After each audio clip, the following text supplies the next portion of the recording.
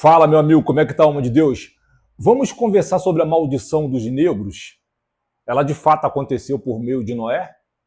Qual a verdadeira importância dos homens negros dentro do cristianismo?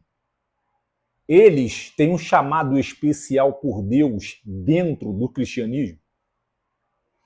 Eu vou te comprovar hoje, por meio das escrituras sagradas, que sim. Pelas passagens bíblicas. E é uma coisa enigmática e muito interessante também, capciosa e curiosa, porque nos foi negado toda esta informação e todo este conhecimento com um único desejo: inferiorizar os pretos. E eu sempre enxerguei isso como uma conotação puramente, 100% espiritual. Fique até o final, não perca nada. Não deixe de se inscrever no canal, colocar no sininho, botar um comentário discordando ou concordando e vamos para o conteúdo.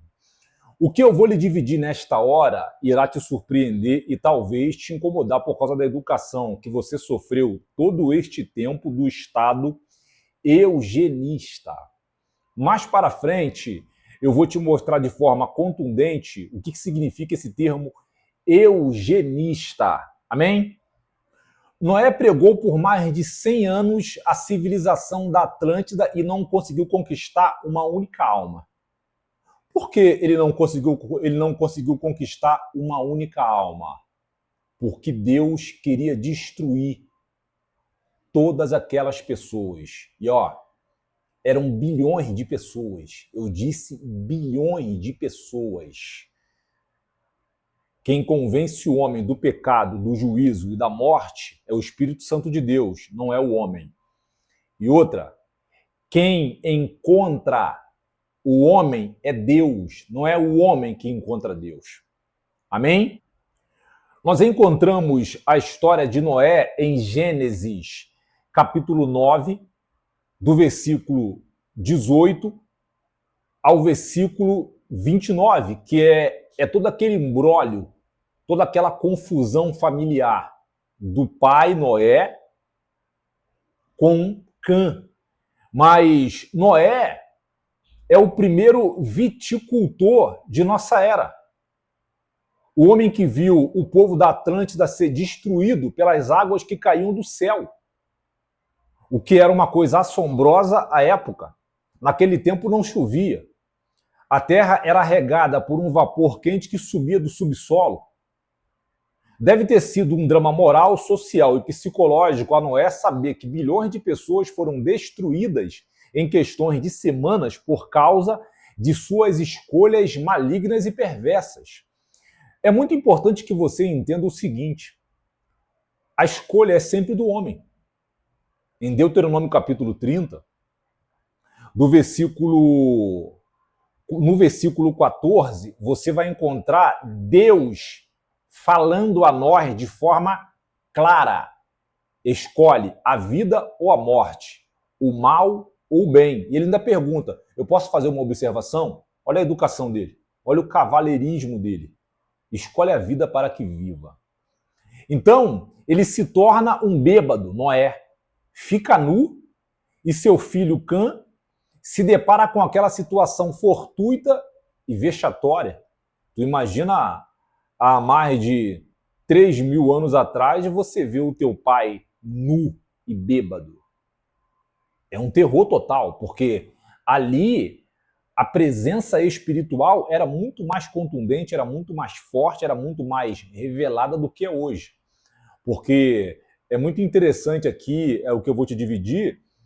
Você, quando está próximo do calor, você sente aquela quentura, né?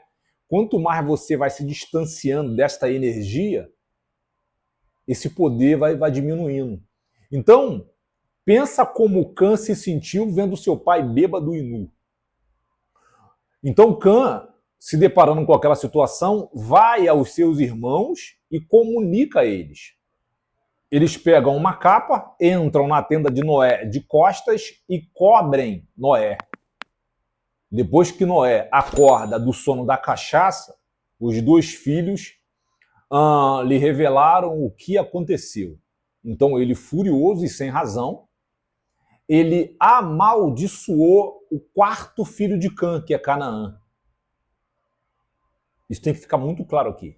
O texto não diz que ele amaldiçoou Cã, ele amaldiçoou Canaã. E aqui fica um dilema muito interessante, um dilema moral muito interessante, que nós temos que trazer à tona agora. Onde ficava Canaã? Quem era o sumo sacerdote desta terra?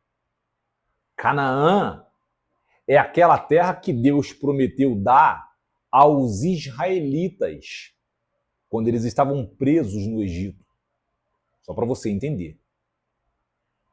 Então, dentro dessa terra que manava mana, leite e mel, estavam aquelas 7 nações terríveis, os jebuseus e por aí vai. Deus destrói esses por meio de Israel. Deus vence esses povos e entrega esta terra aos israelitas.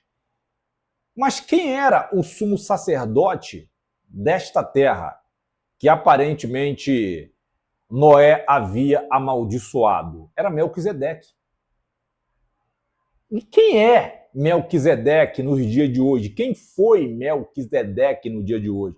Em Gênesis 14, 17 e 20, Hebreus capítulo 7, se você parar para analisar e obter mais informações, você vai ver que esse Melquisedeque, o cara não tinha genealogia. E o sacerdócio de Jesus descende dele. Então, uma coisa enigmática que nós precisamos tentar entender, estudar, porque se Noé amaldiçoou Canaã, como que esse sacerdote estava lá, um sacerdote poderoso e maior que Abraão? Tanto é que Abraão venceu os 5 reis, ele sai ao encontro de Abraão e Abraão dizima ele. Então aqui tá questões que nós precisamos trazer à tona, e se você tiver a informação, bota aqui embaixo por gentileza. Beleza? Uma outra coisa que eu tenho que fazer a pergunta aqui. Noé, segundo os estudiosos, Noé amaldiçoou Canaã. O que Canaã tem a ver com a África do Sul? O que Canaã tem a ver com a Nigéria? O que Canaã tem a ver com o Burkina Faso? O que Canaã tem a ver com Gana, Sudão do Sul? O que Canaã tem a ver com todos os países do continente africano? Estas questões nós precisamos trazer à tona. Nós não poderemos mais aceitar o que eles impuseram e simplesmente não debater, não discutir estas coisas. Se você tem informações sobre isso, bota um comentário aqui embaixo para a gente tentar conversar ou até mesmo debater sobre isso. Beleza? Vamos agora entrar na história verdadeiramente dos negros e a importância dos negros dentro do desenrolar do cristianismo. Eu vou te mostrar por meio da palavra de Deus que toda essa titerização, essa ridicularização, as oportunidades que não foram entregues aos pretos, isso é puramente espiritual. Puramente espiritual, porque dentro do desenrolar da palavra de Deus, você encontra verdadeiramente os pretos, Deus usando os pretos, dentro do cristianismo de forma assim maravilhosa. Amém? Depois da civilização Atlântida ter sido subtraída por Deus, lembrando que essa civilização se desenvolveu dentro do continente africano. Eu falei civilização dentro do continente africano. E ali, toda a ciência que você conhece e a que lhe é desconhecida fora desenvolvida ali, dentro do continente africano. Como a álgebra, a matemática, a física, a química, a filosofia, a escrita, a teologia, a astronomia, a engenharia, a arquitetura, geopolítica e afins. A civilização africana era, como é hoje, os Estados Unidos com uma ciência muito mais elevada. Mas no Ocidente, os europeus diziam que não existia civilização dentro da África. E por isso eles precisavam ser civilizados. E tu sabe que isso é verdade. Só para você ter uma noção da engenharia dessa civilização, a Torre de Babel, construída por Nimrod e seus asseclas, era um edifício assustadoramente fantástico. Para alcançar a cobertura desse prédio, saindo da portaria andando, você levava 1 ano da portaria à cobertura. Aqui você se assusta com esse prédio. Esta ciência hoje, infelizmente, ela se perdeu. Eles criaram o edifício Burj Khalifa na Arábia Saudita e estão maravilhados com aquilo lá. Aquilo lá é assim, é um prédio insignificante diante da Torre de Babel, construída por Nimrod e seus asseclas, seus arquitetos, seus engenheiros, seus matemáticos, que infelizmente esta geração ela é burra, ela jamais irá conseguir construir. Eu vou te mostrar dentro da palavra que a primeira vez que a palavra de Deus, que a Bíblia registra o racismo, Deus pune de forma terrível o racista, dando exemplo a nós. Houve todo aquele imbróglio entre Moisés, Arão e Miriam. Onde está a história? Em Números, capítulo 12, do 1 ao 16. Ali você encontra o racismo dos dois. Arão e Miriam, mais manifesto em Miriam, que é um demônio. Tu sabe que a entidade que tem ódio da outra pessoa por causa da cor é um demônio. Você sabe disso. Se você não sabia, fique sabendo agora. Então Miriam fica furiosa porque Moisés vai se casa com uma etíope, uma mulher de cor, uma africana. Deus simplesmente se retira da tenda e deixa ela leprosa, dando exemplo a toda a congregação, a toda a coinonia de Israel, que ele não vai tolerar o racista no meio de uma congregação santa. Porque no meio de uma congregação santa não há grego, não há troiano, não há babilônio, não há sírio, não há romano, não há paraíba, não há índio, não há preto. Ali todos nós somos filhos de Deus. Ali nós não somos classificados por cor de pele, mas por caráter, ética, moral e cultura e obediência, lógico, à palavra de Deus. Agora tem uma outra história muito interessante do profeta Jeremias, que havia sido lançado numa cisterna e deixado para morrer. O etíope Ebed-Meleque, oficial que servia no Palácio Real, foi usado por Deus para confrontar o rei Zedequias com a verdade da injustiça que se fazia ao profeta. O rei dá ordens para tirá-lo da cisterna para onde o haviam jogado. A história se desenrola em Jeremias, capítulo 38. É muito interessante que o texto frisa bem o etíope Ebed-Meleque, deixando claro que ele é o quê? Um africano, que no meio de todo aqueles dos israelitas, de pessoas que não naquela época, mas agora pareciam superiores a Ebed-Meleque. Só que Ebed-Meleque era um oficial do palácio, um negão. Então aqui está a primeira importância de um homem preto, de grande relevância, que tirou o profeta, que esse profeta Jeremias é ele que anuncia a graça. Olha a importância de Jeremias. Não é Jesus que anuncia a graça. A graça ela é trazida ao mundo por meio de Jeremias. Então, eu quero te fazer uma pergunta. Qual foi a vez que você ouviu uma pregação de Ebed-Meleque? Qual foi a vez que você ouviu um estudo sobre o etíope Ebed-Meleque? Coloca um comentário aqui embaixo se você alguma vez teve a oportunidade de ouvir uma pregação ou um estudo do etíope Ebed-Meleque.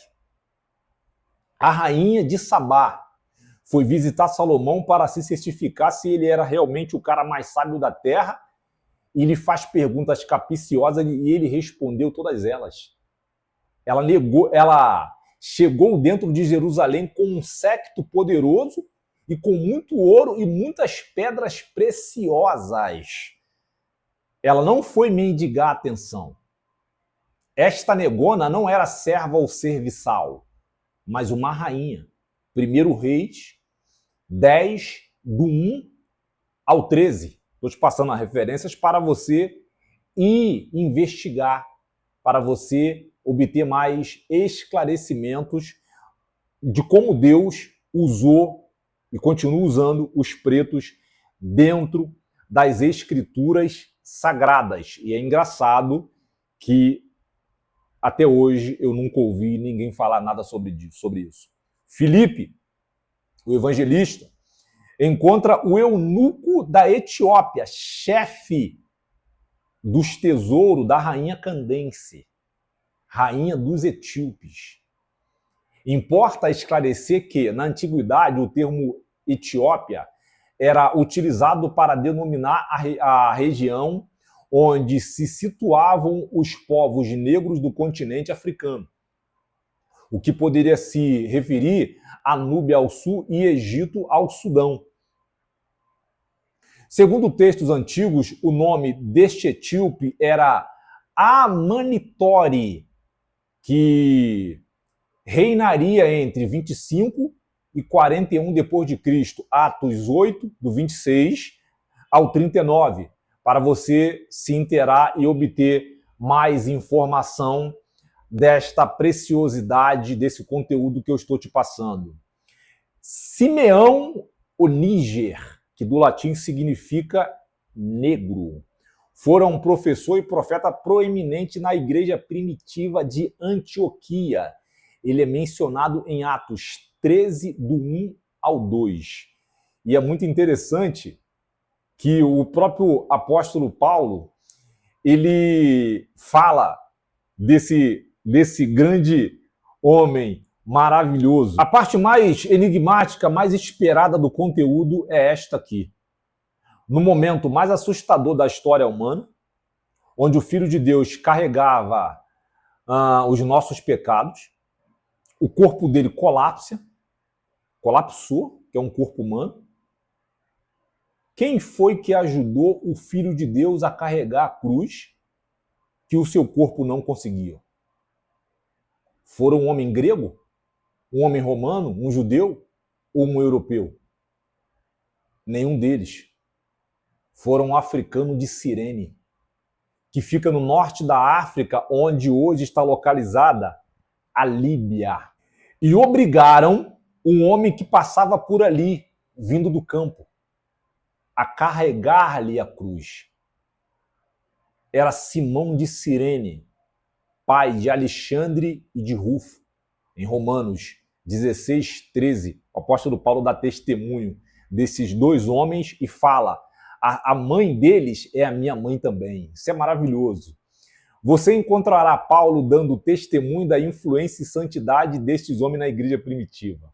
Referência para pesquisa: Mateus 27, 32 e 56, Lucas 23, 33 e 49, João 19, 37. Então aqui eu trouxe algumas passagens bíblicas para você entender a importância do homem negro dentro do desenrolar da palavra de Deus, e isso faz toda uma diferença para a comunidade dos pretos. Porque agora eu conheço a minha identidade. Eu sou descendente de reis, de rainhas, de grandes homens, de uma mente extremamente grandiosa, mergulhada no conhecimento. Homens que Deus usou poderosamente e continua usando. Eu tenho identidade. Eu não sou descendente de escravos. Isso não é verdade. Estou te passando essa informação para que você divulgue esse conhecimento. Amém? O termo eugenista, que do grego significa bem-nascido. Para estas pessoas, se você não nasceu numa família rica e influente, você é inferior a eles. Você não tem sangue azul e por esta razão eles podem lhe assassinar ou escravizar. Por este pensamento surgiu a teoria da evolução, que impera até hoje dentro da família real britânica. O ninho dos eugenistas está dentro da família real britânica. É ali que está o centro nervoso do racismo no mundo. E Satanás é o grande causador dessa divisão dentro da igreja, dentro dos povos. Porque pessoas divididas é mais fácil para você dominar. E esta é uma estratégia de guerra que impera até hoje. Mas eu te provei dentro da palavra de Deus que a primeira manifestação de racismo dentro da palavra de Deus, ela foi punida. Deus deixou Miriam leprosa 7 dias fora do arraial. Leprosa. Foi uma punição terrível para mostrar aos demais irmãos, olha, eu não quero isso aqui. Isso é satânico, isto é diabólico. Eu verdadeiramente espero que esse conteúdo possa falar com você, que esse conteúdo possa te levar à informação. Se tem algum racista na tua família, se você tem dificuldade para se relacionar com pessoas pretas, eu quero te dizer que isso foi inserido dentro de você e isso não vem de Deus. Isso nasceu no coração de Satanás. Isso é mais uma arma, isso é mais um meio de segregação para nos dominar. 1 Tessalonicenses capítulo 5, versículo 21. Examine todas as coisas e retenha o que é bom. Nos veremos no próximo vídeo. Não esqueça de compartilhar e colocar um comentário discordando ou concordando. Ou trazendo informação, se você tiver mais informações sobre aquela história lá de Canaã, Melquisedeque. Amém? Nos veremos no próximo vídeo. Um abraço e até lá. Tchau.